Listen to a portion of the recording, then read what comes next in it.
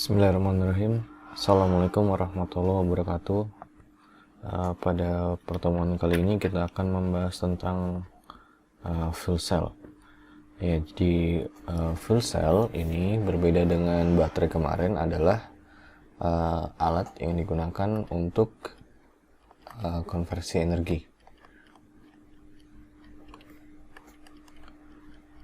Kalau yang kemarin kita bahas baterai itu adalah alat yang digunakan untuk menyimpan energi. Sedangkan kalau misalnya kita ngomongin fuel cell, kita sedang membahas alat yang digunakan untuk mengkonversi energi. Ya, tentunya karena kita lagi membahas elektrokimia, berarti energi yang dikonversi itu adalah energi kimia menjadi energi listrik. Sangat jarang ketika kita ngomongin fuel cell sebaliknya. Jadi ya kebanyakan adalah kimia menjadi listrik. Sebagaimana pertemuan sebelumnya, maka yang pertama kita harus tahu dulu sel atau komponen-komponen yang ada di dalam sebuah sel fuel cell yang paling dasar. Ya, yang pertama kita mulai dari sini. Ini adalah sel fuel cell dari direct methanol fuel cell. Ya. Dalam sel ini, ya, saya zoom dulu. Dalam sel ini dapat kita lihat dia menggunakan membran. Ya, bagian yang ini adalah membran. Yang fungsi membran ini adalah sebagai tempat mengalirnya arus di dalam sistem, ya, tempat mengalirnya arus di dalam sistem yang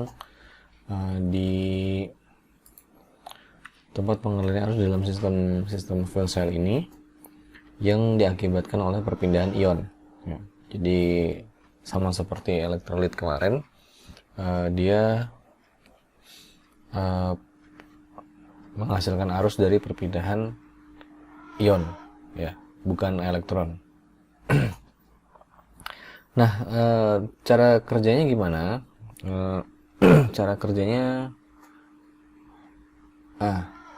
di sini cara kerjanya itu di bagian anoda, ya, bagian anoda itu terjadi oksidasi metanol, ya, dimana oksidasi metanol itu ada di sini reaksinya. Yang ini di anoda terjadi oksidasi dari metanol menghasilkan karbon dioksida dan proton, dalam hal ini H+, ya. Nah, proton ini bergerak ke arah katoda melalui elektrolit, ya, atau di dalam kasus ini adalah membran. Jadi H+ ini berpindah dari anoda menuju katoda, ya. Perpindahan ion ini menghasilkan arus listrik sama seperti perpindahan elektron, ya. Jadi di anoda seperti yang kemarin saya jelaskan, dia biasanya menghasilkan ion dan elektron. Elektron keluar melalui sirkuit luar, sedangkan ion bergerak melalui elektrolit, ya, atau dalam hal ini membran.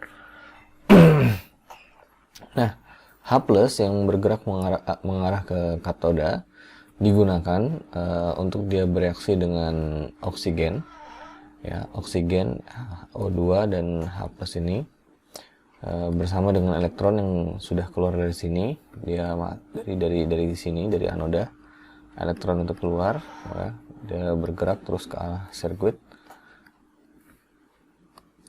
menuju anoda. Sampai di anoda dia digunakan lagi, mereka bereaksi menghasilkan H2O. Nah, sama seperti sistem baterai kemarin, pada dasarnya elektrokimia reaksinya akan cara kerjanya akan seperti itu. Nah, sehingga kita punya overall reactionnya, ya, dari CH3OH ditambahkan dengan 1,5 O2 menghasilkan CO2 dan H2O. Dalam hal ini, reaksi yang terjadi itu ya reaksi metanol dan oksigen untuk menjadi karbon dioksida dan air ya. Hal ini sama kayak kalau ketika kita melakukan pembakaran metanol. Jadi ya sama aja sebenarnya, sama kayak pembakaran. Cuma bedanya apa? Bedanya di sini efisiensinya bisa lebih tinggi. Kenapa bisa seperti itu? Karena uh, energi kimia yang terjadi pada proses ini ya itu langsung dikonversi menjadi listrik ya. Sedangkan kalau kita melakukan pembakaran, beberapa itu hilang dalam bentuk panas ya. Makanya ketika kita ngomongin fuel cell itu biasanya yang dititik beratkan itu adalah ketika kita ngomongin efisiensi dari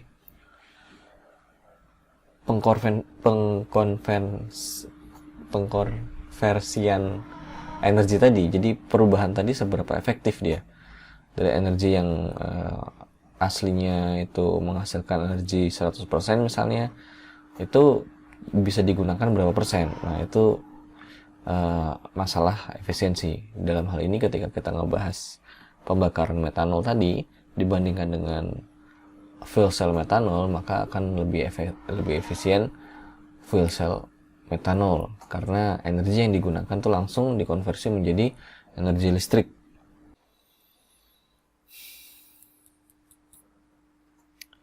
Metanol itu salah satu contoh dari fuel cell. Nah, kebanyakan yang digunakan adalah sebagai fuel itu adalah hidrogen gas.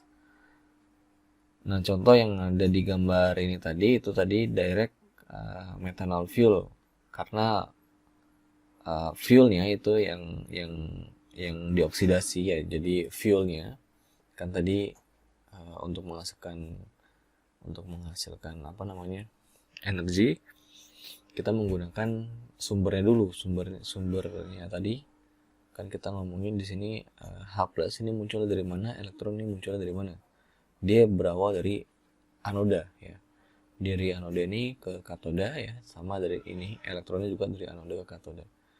Nah, si H+ dan elektron ini munculnya dari mana? Dia berasal dari sini tadi, fuelnya, bahan bakarnya, metanol ya.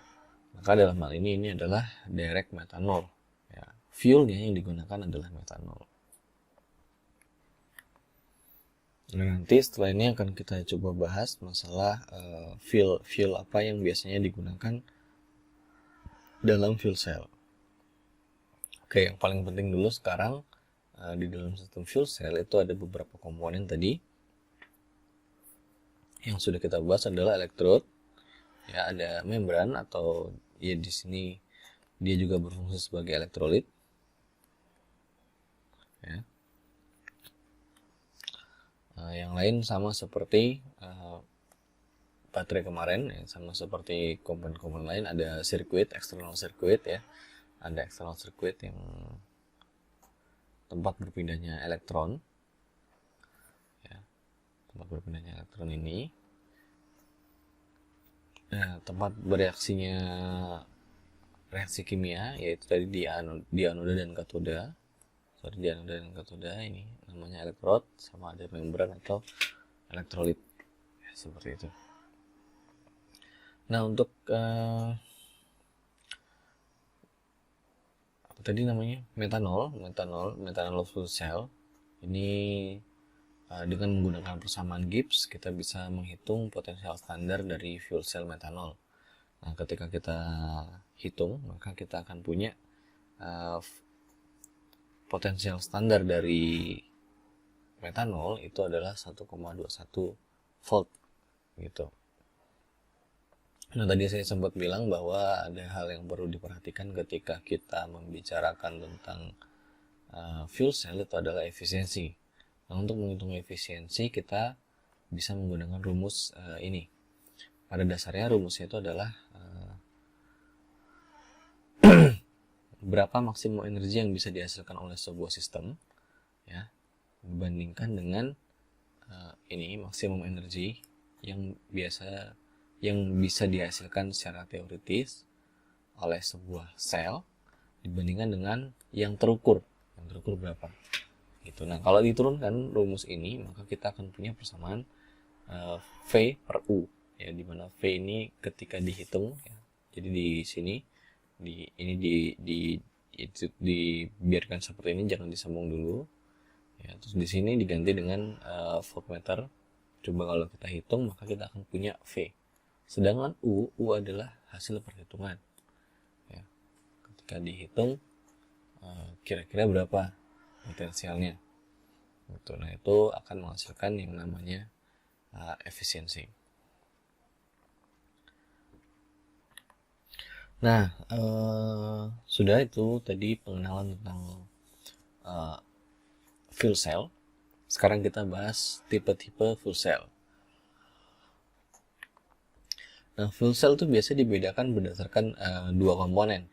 Yang pertama elektrolitnya, yang kedua fuelnya. Nah, biasanya fuel yang digunakan itu adalah hidrogen gas, ya. Fuel yang biasa digunakan itu adalah hidrogen gas.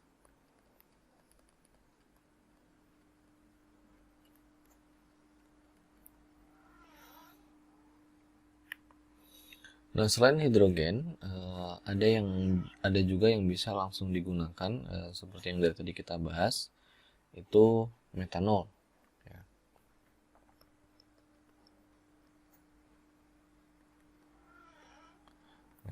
Metanol ini juga bisa langsung digunakan. Jadi begitu, iya, bisa langsung digunakan dalam bentuk metanol, gitu. Sedangkan kalau misalnya hidrogen gas itu biasanya kita berasal dari hidrokarbon yang kemudian dibentuk untuk menjadi hidrogen, ya, dibuat dalam diproses untuk menjadi hidrogen. Nah, kemudian hidrogen ini yang digunakan untuk fuel cell, gitu. Nah, elektrolit juga penting untuk dipertimbangkan karena cara kerja dari sistem fuel cell ini tergantung dari elektrolit apa yang digunakan, ya. Jadi elektrolit ini mempengaruhi desain dari elektrodanya, elektroda yang digunakan itu seperti apa, desain fuel cellnya seperti apa, individual cellnya, kemudian digabungnya dengan cara seperti apa antara sel tadi, ya, gitu. Tapi kebanyakan elektrolit ini, ya, dia punya ciri-ciri khusus, ya. Yang pertama, sama seperti pada umumnya kita ngebahas elektrokimia, maka elektrolit ini punya karakteristik khusus, ya. Dia harus memiliki konduktivitas ionik yang tinggi. Konduktivitas ionik yang tinggi, ya. Di sisi lain, dia harus punya konduktivitas elektron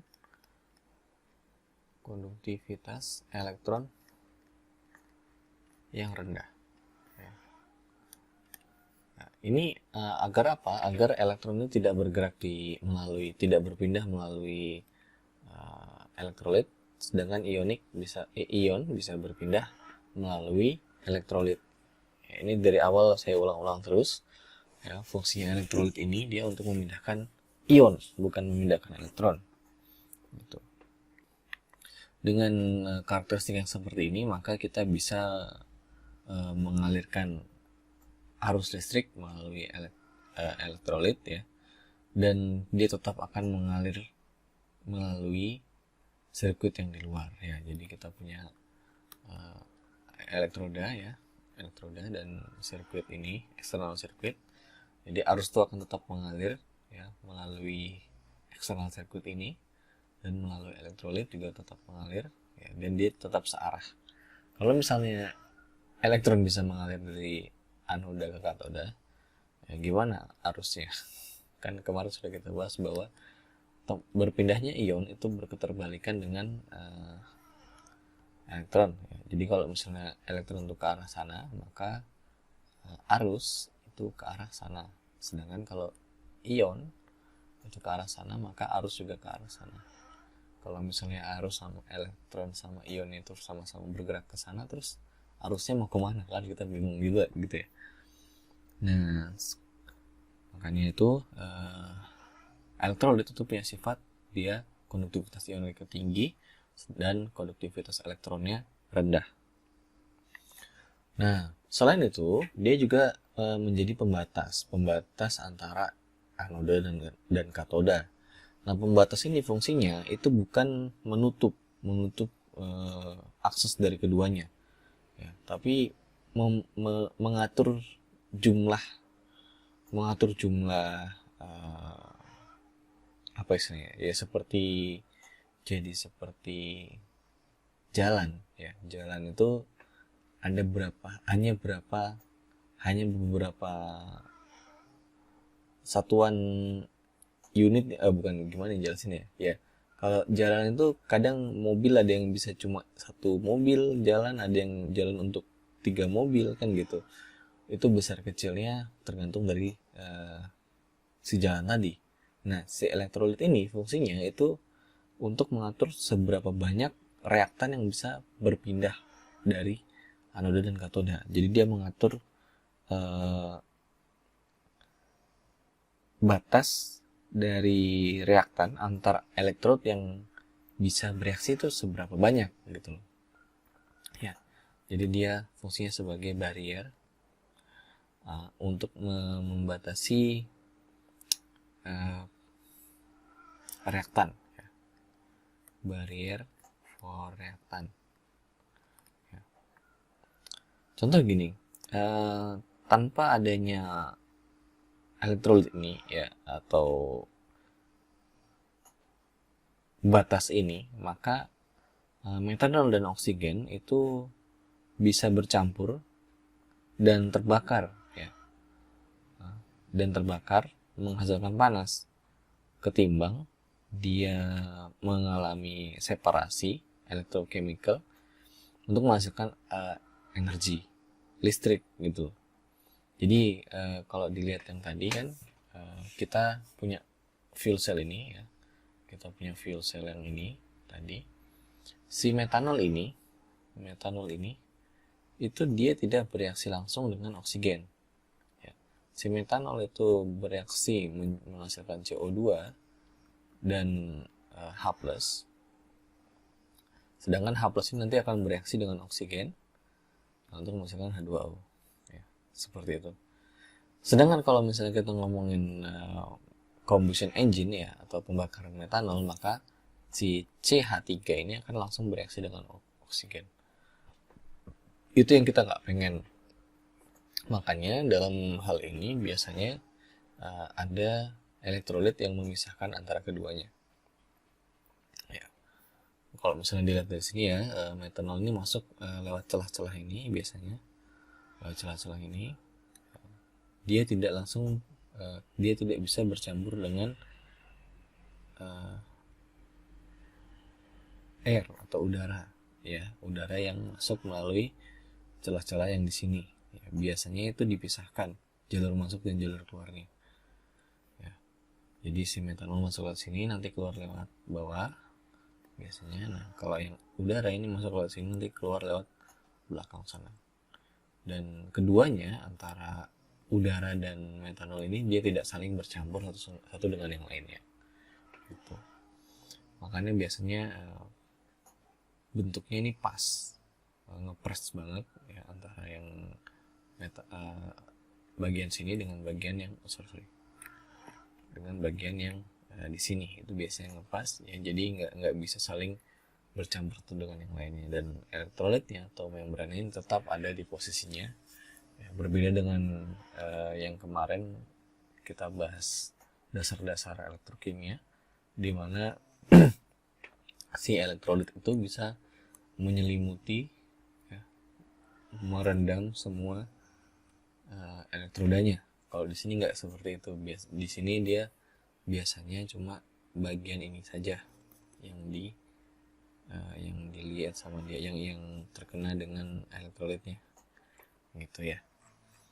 Balik lagi ke sini, yaitu tadi sifat yang ketiga. Jadi dia harus bisa memisahkan antara keduanya.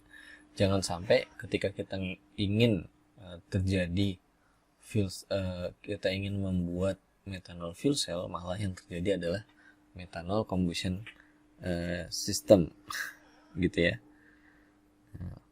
Selain itu elektrolit ini dia punya karakteristik yang berbeda-beda ya.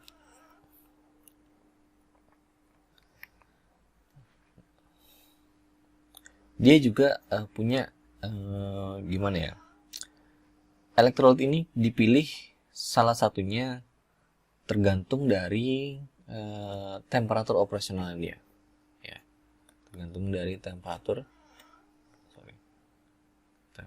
operasional. Ya. Jadi pada temperatur berapa? Kalau kita butuh fuel cell yang dioperasikan pada temperatur yang sangat tinggi, yang temperaturnya 800, 700 ya, kita akan menggunakan fuel cell yang berbeda dibandingkan dengan jenis fuel cell yang digunakan untuk temperatur kamar atau temperaturnya di bawah 100 derajat. Seperti itu. Jadi beda-beda. Nah, rangkumannya bisa dilihat di sini, ada tabel tipe-tipe fuel cell ya. Untuk temperatur 25 sampai 90 itu biasanya digunakan adalah direct methanol ya. 60 sampai 90 kita gunakan PEMFC ya. Biasanya digunakan ini untuk portable power, ini untuk otomotif, bus portable ya. Terus sampai ke bawah ketika kita untuk yang temperatur sampai 1000 derajat Celcius, maka kita gunakan yang solid oxide ya. Ini adalah karakteristiknya ya, yang paling atas biasanya menggunakan membran yang sama, biasanya sama dengan yang ini, sedangkan yang paling bawah ini dia high efficiency. Nah biasanya yang temperaturnya tinggi, yang digunakan pada temperatur tinggi ini, 2 ini ya, itu biasanya punya efisiensi yang tinggi. Jadi V per U nya itu tinggi itu artinya bisa mendekati 100% ya.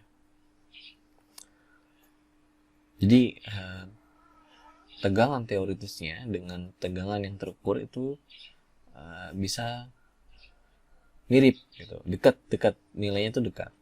Nanti akan kita bahas, mudah-mudahan sempat kita bahas kenapa bisa ada tegangan di atas tegangan teoritisnya, kenapa bisa tegangan di bawah teoritisnya ya. Nah ini adalah karakteristik ya, tapi sebelum kita bahas karakteristik, maka ada istilah yang ingin saya bahas terlebih dahulu ya. Jadi ada 2 istilah yang bakal sering saya bahas ya. Yang pertama itu adalah overpotential ya. Overpotential ini adalah delta V atau perbedaan antara OCP ya, perbedaan antara OCP ya. Artinya apa ini? Ini adalah bukan OCP ya. Equilibrium potential. Ya benar OCP kan. Equilibrium potential dengan perbedaan antara equilibrium potensial dengan potensial ketika ada arus yang mengalir.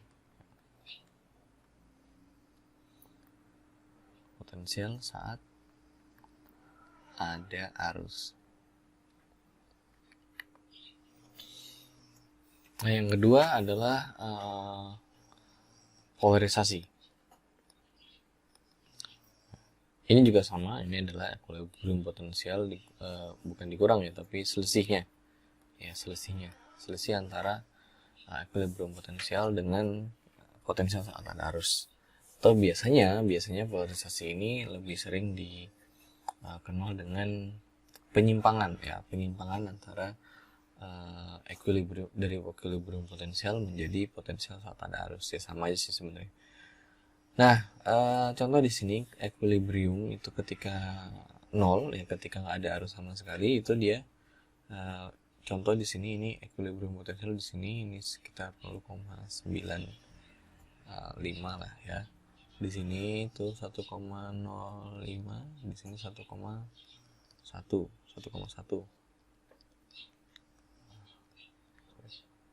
It's 1,1. Ya. Itu adalah equilibriumnya. Sedangkan ketika ada arus, ketika kita gunakan arus, maka semakin bertambahnya arus, maka akan terjadi overpotential atau polarisasi sebesar ini, sebesar tergantung di mana titiknya, gitu. Nah, ada 4 poin atau 4 poin yang biasanya ditinjau ketika kita melakukan analisis pada karakteristik fuel cell ya. Yang pertama itu adalah open circuit potensialnya atau potensial equilibriumnya. Itu yang biasanya digunakan ketika tidak ada arus di sana. Ketika kita tidak ngasih arus, maka potensialnya berapa? Nah, kemudian ada low current density, ya, kita ngebahas kinetikanya. Kemudian ada moderate current behavior, itu ketika kita membahas ohmic. Sama yang terakhir ada perpindahan massa. Ya, ini insya Allah nanti akan kita bahas satu-satu. Setelah ini langsung kita bahas satu-satu ya. Pertama dari termodinamika dulu atau open circuit potensialnya dia. Ya, digunakan untuk menghitung open circuit potensialnya. Nah, open circuit potensial itu ketika diukur itu akan dibandingkan dengan hasil perhitungan yang nanti akan kita gunakan lagi untuk menghitung efisiensi ya, gitu. Nah, seperti yang tadi saya bilang, biasanya pada temperatur tinggi efisiensinya relatif tinggi. Artinya apa? Artinya dia mendekati 100% ya, mirip gitu, identik antara OCP yang terhitung dengan yang diukur gitu. Nah, sebagai contoh di sini kita menggunakan persamaan U dan T, U dan temperatur ya. Terus diturunkan lagi menjadi hubungan antara U temperatur dan aktivitas. Nah, dari rumus ini maka ketika kita menghitung tiga jenis fuel cell yang ada di data ini, dari perhitungan kita, maka dari SOFC tadi ini SOFC itu kita lihat di sini dia 1,1 volt ya, 1,1 volt. Dari perhitungan maka kita memiliki nilai 1,1 volt ya. Di sini nilai ini itu tentunya lebih sama gitu ya, mirip. Kenapa bisa mirip dengan yang ini? Karena dia temperaturnya tinggi, maka biasanya yang temperatur tinggi ini dia memiliki nilai atau efisiensi yang mendekati nilai teoritisnya. Gitu. SOFC ini tadi adalah solid oxide, ya, solid oxide. Sedangkan PM ini tadi adalah proton exchange membran.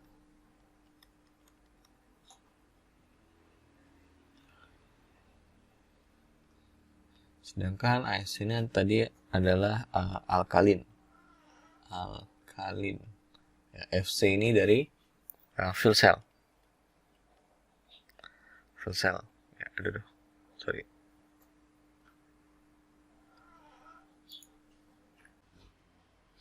Oke, maaf karena tadi ada kesalahan teknis. Tiba-tiba pennya mati ya.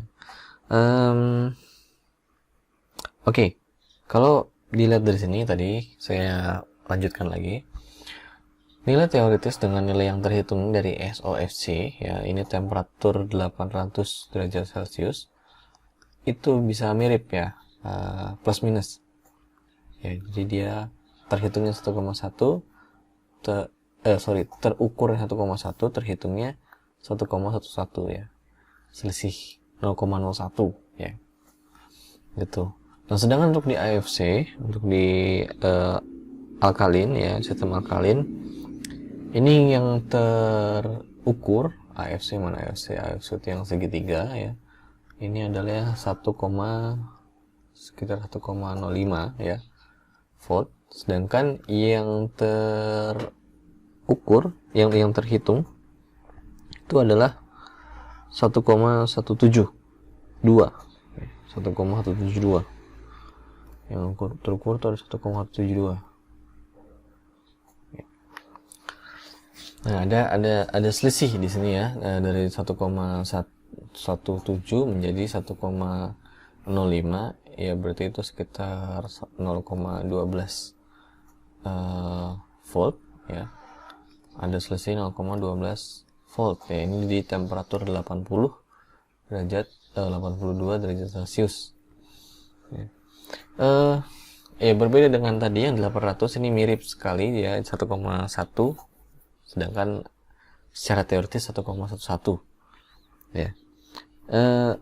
Adanya pengurangan ini itu terjadi karena adanya penyerapan dari oksigen dan hidrogen di dalam separatornya. Jadi separatornya ini nyerap oksigen dan hidrogen ya, makanya dia bisa ada potensial yang hilang gitu loh. Makanya bisa ada potensial yang hilang ini terjadi karena adanya penyerapan oksigen dan hidrogen di dalam separatornya ya. Jadi kalau misalnya kita lihat di sini ya, kita punya separator ini, membrannya ya, yang memisahkan antara anoda dan katoda ya. Harusnya hidrogen ini berpindah ke sini, dia malah diserap oleh separator. Kalau separator ini penuh dengan hidrogen dan oksigen ya, maka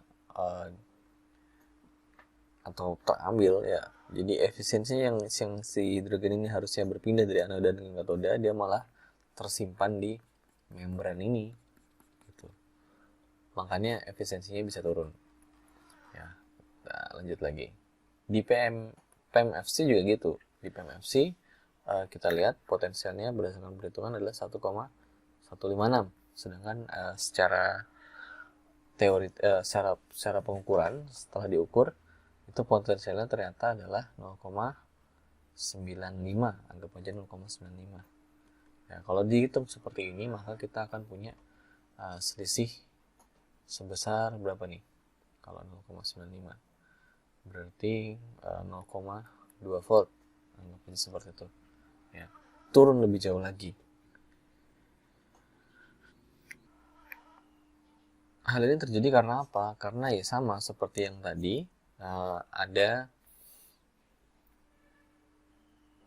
bisa jadi ada oksigen dan hidrogen yang terserap di dalam elektrolitnya ya.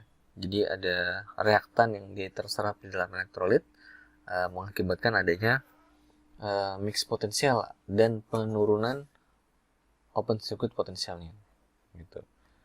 Hal yang kedua adalah sulitnya reaksi oksigen ya, reduksi oksigen yang terjadi pada asam di temperatur yang rendah gitu. Reaksi ini sangat lambat, yang menyebabkan adanya impurities sedikit aja atau kontaminan yang sedikit aja bisa menyebabkan efisiensi dari reaksi ini turun gitu loh. Jadi reaksinya yang harusnya bisa bekerja 100%, bisa 100% bereaksi, maka begitu ada impurities sedikit bisa turun sekali efisiensinya gitu loh. Jadi impuritiesnya sangat mempengaruhi reduksi dari oksigen gitu. Makanya bisa menyebabkan adanya penurunan yang seperti ini Yang tinggi sekali ini dari 0,95 jadi 1,156. Oh sorry, dari 1,156 menjadi 0,95 volt gitu. Jadi itu yang perlu kalian mengerti ketika membahas tentang open circuit potensial. Yang harus diketahui adalah ada selisih nggak gitu, berapa efisiensinya yang hilang, kenapa bisa ada pengurangan potensial seperti itu gitu loh, itu yang perlu dicari gitu. Nah kemudian ada kinetika. Nah kinetika ini sangat tergantung dari over potensial ya, atau polarisasi, sangat tergantung dari polarisasi ya. Dia sangat tergantung dari polarisasi yang pertama. Terus yang kedua adalah katalis ya. Yang terakhir adalah temperatur.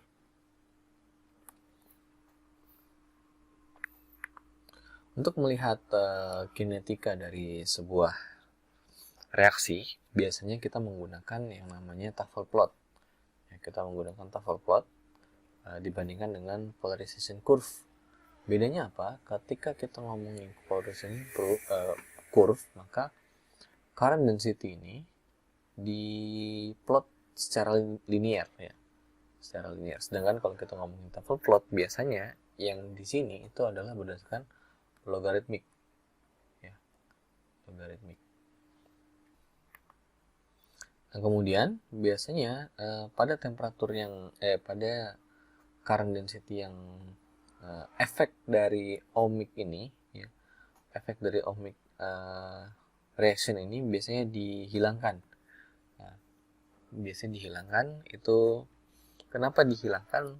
Itu nggak akan kita bahas di sini, nanti akan kita bahas di kesempatan yang lain gitu. Tapi untuk diketahui pengaruh dari ohmic resistance ini dia dihilangkan dalam Tafel plotnya, bukan dalam ininya, ini bukan dalam kenyataannya, tapi dalam Tafel plotnya. Jadi kalau misalnya kita mau membahas tentang ohmic resistance, maka nggak bisa kita ngomongin itu di sini gitu, berdasarkan ini nggak bisa. Nah kalau misalnya kalian lihat yang di PMFC ya, PMFC itu yang kotak-kotak ini, ketika diplot menjadi dari sini sampai ya sekitaran sini ya, ketika kita ngeplot ini, maka kita akan dapat gambar grafik yang ini ya. Jadi dia akan punya grafik yang ini ya, 0 sampai 0,1, 1, 10 dan seterusnya. Itu akan seperti ini. Nah kemudian dia akan mengoreksi. Jadi si software itu akan membuat corrected data ya. Jadi dirapikan data ini oleh si softwarenya, menghasilkan Tafel slope yang seperti ini ya. Jadi original datanya seperti ini ya, corrected datanya seperti ini. Biasanya ini akan bertemu di satu potensial yang sama gitu. Nah, kalau dilihat dari sini, maka akan jelas terlihat bahwa di current density yang tinggi ya, itu ada yang namanya mass transfer ya, mass transfer. Mass transfer ini ciri-cirinya biasanya adalah adanya potential drop. Ya, potential drop yang sangat curam. Ya, contoh di sini kalian bisa lihat, nanti akan dibahas. Kalau di sini ada sedikit aja, di sini sedikit terlihat ada potential drop, karena kita nggak bisa ngeliat lagi setelah dari 0,3 ini dia apakah terus seperti itu atau ada potential dropnya, kita kan nggak bisa lihat di sini ya. Jadi kita bahas yang kinetika dulu aja. Jadi dari grafik ini ya, kita bisa ngelihat tiap titik untuk current density sekian ya, berapa potensialnya ya,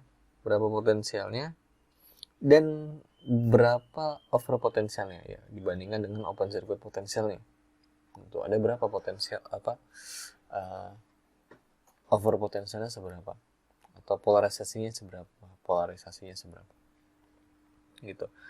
Itu yang akan kalian lihat di diagram Tafel.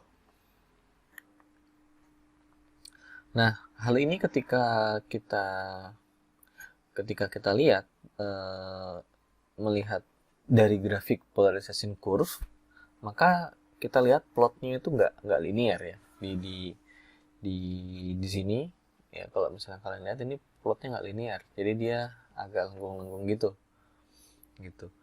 Pada current density yang rendah, maka ohmic dan mass transfer polarization itu kecil gitu, nggak begitu kelihatan. Jadi ohmic sama mass transfernya itu biasanya terjadi di current density yang tinggi gitu. Biasanya pada current density yang rendah, yang mendominasi itu adalah reaksi kinetik ya. Reaksi kinetik yang biasa mendominasi itu adalah reaksi kinetik, sehingga pada current density rendah akan menunjukkan bentuk kurva. Nah, semakin tinggi kurvanya, semakin tinggi bentuk kurvanya, maksudnya semakin tinggi kurvanya itu semakin kayak gini, semakin lengkung dan tajam, curam sekali. Itu maka biasanya menunjukkan adanya reaksi kinetik yang susah, yang pelan gitu, yang lambat gitu dibandingkan dengan AFC ya. AFC yang ini yang kurvanya nggak begitu curam ya, dikit aja, dan SOFC yang sangat nggak kelihatan kurvanya ya, sangat istilahnya apa ya, kurvanya nggak begitu kelihatan. Maka biasanya itu menunjukkan adanya reaksi yang lebih cepat, relatif lebih cepat dibandingkan dengan yang kurvanya lebih curam gitu.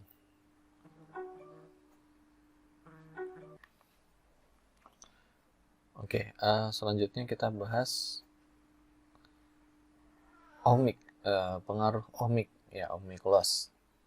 Ohmic loss itu berada di moderate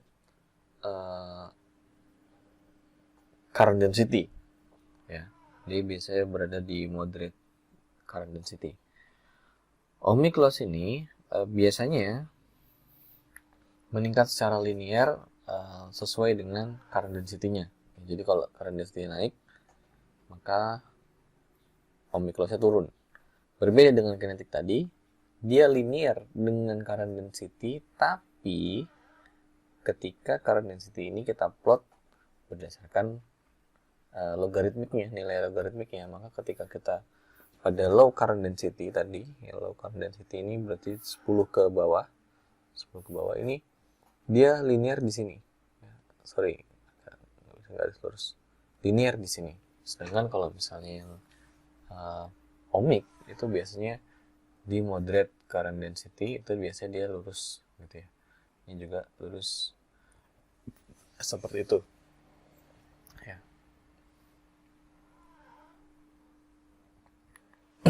Ya, jadi seperti itu tadi hubungan antara ohmic loss dengan current density.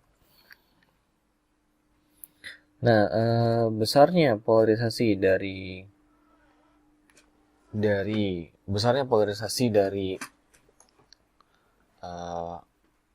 kinetik dan ohmic ini ya, tadi kan kita bahas kinetik. Itu kalau misalnya yang paling jelas itu ketika kalian melihat di sini di PMFC ini. PMFC itu yang kotak-kotak ini ya. Di kinetik itu dia turun secara drastis di awal. Nah, kemudian seiring meningkatnya current density, maka polarisasi semakin rendah gitu. Jadi polarisasi dari sini ini drastis sekali awalnya, turun terus, tapi semakin lama dia semakin linear gitu ya. Semakin lama dia semakin linear. Jadi penambahan polarisasinya itu semakin lama semakin berkurang. Nah, ketika di sudah masuk ke bagian yang ohmic gitu, menghasilkan adanya penurunan secara linear dari cell voltage-nya seiring dengan peningkatan current density. Bagian ini yang kita sebut sebagai ohmic region ya. Jadi bagian daerah ohmic region ya, region. Bagian yang lurus ini ya. Jadi di sini dia meningkat secara drastis, kemudian meningkatnya secara perlahan-lahan sampai dia menunjukkan tanda-tanda peningkatan secara linear gitu. Nah, slope ini biasanya dipengaruhi oleh konduktivitas dari elektrolitnya dan juga ketebalan dari elektrolitnya. Kalau misalnya kalian lihat dari sini tadi ya, dari mana sini tadi, maka membran kita ini atau elektrolit kita ini ya, si elektrolit ini punya ketebalan ya, punya ketebalan, dan elektrolit itu punya konduktivitasnya. Dia punya konduktivitas listrik yang itu akan mempengaruhi ohmic region kita ya, gitu. Maka ketika kita menurunkan ketebalan ya, maka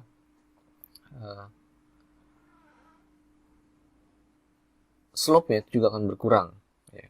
Dan ohmic loss-nya juga akan berkurang, menghasilkan polarisasi yang lebih horizontal ya, lebih horizontal. Nah, itu berdasarkan ketebalan ya tadi. Ohmic region ini dipengaruhi oleh ketebalan dan juga satu lagi adalah conductivity ya. Semakin tinggi ketebalan, maka ohmic region ini akan semakin miring, semakin tinggi slope-nya.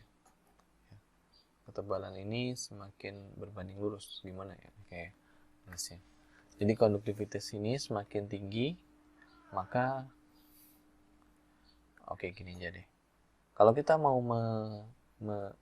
menghilangkan ohmic region atau ohmic losses ini, kalau kita mau menghilangkan ohmic losses, maka kita harus mengurangi ketebalan atau meningkatkan conductivity atau keduanya.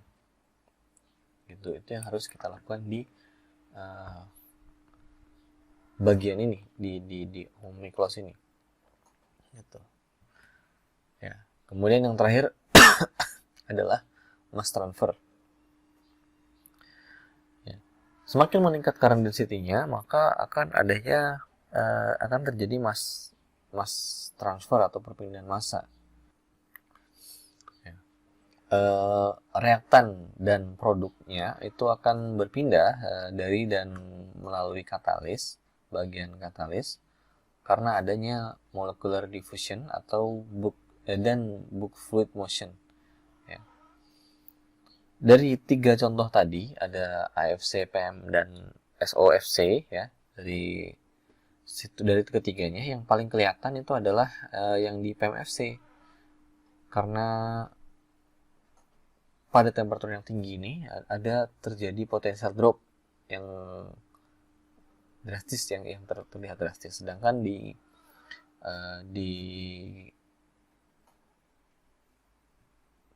AFC dan SOFC ya, di SOFC ini sayang sekali kita nggak bisa ngelihat yang lebih jauh lagi datanya.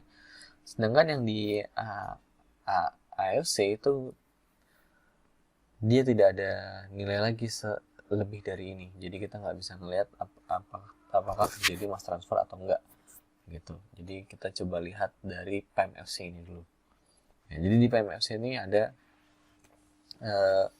potential drop yang menunjukkan terjadinya mass transfer di sana gitu. Jadi setelah dia mengalami ohmic loss ya, mengalami polarisasi akibat ohmic loss di sini, kemudian dia mengalami potential drop yang menunjukkan adanya mass transfer di sana gitu. Dan dari ketiga hal tadi kalau misalnya kita simpulkan, Kalau kita simpulkan, maka kita bisa melihat seperti ini. Nah, coba kalian lihat di gambar yang sebelah kanan ini, kita mau memiliki perbandingan ada dua sistem. Ya. Yang pertama ini adalah sistem PMFC, sedangkan ini adalah SOFC, ya, solid oxide fuel cell, dan apa tadi ini PMFC? PMFC itu adalah proton exchange membran, ya, proton exchange membran. Ya, dari sini kita melihat dia memiliki tiga daerah, ya. Ada polarisasi cathode polarization, atau ini adalah daerah kinetik, ya, kinetik. Ada ohmic, ya, ada ohmic region, sama ada mass transfer, ya, di sini. Ada ohmic sama ada mass transfer. Dari diagram ini kita bisa melihat sumber dari polarisasi itu dari mana, gitu. Nah, ketika di operating voltage 0,7 itu di sekitar sini, ya, ya, di current density sekitar 8 kiloampere per meter kuadrat, ya, di sekitar situ, maka termodinamika potensialnya dekat, ya, di saat itu termodinamika potensialnya itu dekat, ya, 0,7. Sedangkan penyebab dari polarisasinya itu berbeda, ya. Kalau misalnya di sini di PEM, ya, di PEMFC ini, di PEMFC itu yang mempengaruhi, yang menurunkan, mengakibatkan adanya polarisasi dari 1,156 OCP-nya, open circuit potentialnya, atau OCV, open circuit voltage, ya, yang menyebabkan adanya deviasi dari polarisasi dari 1,156 menjadi 0,7, itu ada cathode polarization, mass transfer, dan ohmic. Nah, yang didominasi oleh cathode polarization. Sedangkan ketika kita ngomongin SOFC, yang dia memiliki OCP sebesar 1,10 turun menjadi 0,7 yang diakibatkan oleh ohmic, cathode dan mass transfer, ini didominasi oleh ohmic. Kalau ini menunjukkan apa? Ini menunjukkan bahwa untuk meningkatkan current density, yang dari si SOFC, itu bisa dilakukan dengan menipiskan bagian elektrolitnya. Tadi sempat kita bahas bahwa ohmic region ini sangat dipengaruhi oleh dua hal, ketebalan dan konduktivitas dari si elektrolitnya. Jadi dengan mendekatkan elektrodanya, atau menipiskan elektrolitnya, ya. Jadi kan ada dua tadi, elektroda dan elektrolit, ya. Dengan menipiskan elektrolitnya atau memperdekat elektrodanya, ya, maka kita bisa meningkatkan current density dari si SOFC ini. Jadi bagian yang ini bisa lebih landai, gitu, ya. Slope-nya bisa lebih landai. Itu bisa dilakukan dengan ini. Seperti itu. Jadi itu hal yang bisa dilakukan untuk meningkatkan current density dari fuel cell kita, ya, atau dalam hal ini SOFC, ya. Jadi bisa dilihat dari situ. Nah, yang terakhir ini adalah rangkuman dari bahasan tadi, yang jadi pengaruh temperatur dan pressure terhadap fuel cell itu bisa dilihat pada tabel ini, ya. Untuk pengaruh terhadap U-nya atau voltage-nya itu dia berkurang, ya. U ini akan menurun seiring dengan peningkatan temperatur, ya. Jadi dia berbanding terbalik dengan temperatur, gitu. Kalau tekanan, ya, maka hubungannya seperti ini ya. Hubungannya seperti itu. Sedangkan kalau resistance ya, resistance ini sangat berkurang saat temperaturnya meningkat ya. Sedangkan conductivity itu meningkat juga secara eksponensial dengan temperatur ya. Jadi ini ada persamaannya. Pressure tidak ada pengaruh terhadap resisten. Gitu. Nah, selanjutnya ini adalah efisiensi ya. Efisiensi itu meningkat secara eksponen dengan temperatur ya. Biasanya kalau tekanan itu juga mempengaruhi efisiensi gitu. Dan yang terakhir itu adalah efisiensi diffusion coefficient, biasanya mempengaruhi mass transfer polarization ya gitu. Dan pressure, untuk pressure dia bisa mengurangi mass transfer polarization gitu. Itu pengaruh-pengaruhnya ya. Nanti silakan dibaca-baca lagi pengaruh-pengaruhnya. Sekian dulu materi kita pada kali ini ya, dasar-dasar dari fuel cell ya. Tadi sudah sempat kita membahas tentang bagaimana cara kerjanya ya. Ini cara kerjanya dia, prinsip kerjanya dari fuel cell ya.